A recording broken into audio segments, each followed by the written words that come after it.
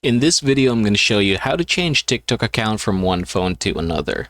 So for us to get this done, it's actually pretty simple. I want you to head over to your profile, and here in your profile, you're going to click this three vertical lines, and then you're going to head over to settings and privacy. Now that you are here, I want you to scroll down to the bottommost part, and you should be able to see a logout button right here. You can click that over there and then tap logout once again. And after doing that one, you should be redirected here. Now you can go ahead and sign up or basically use the following down here, or you can also go ahead and click the login button in order for you to continue from this point forward.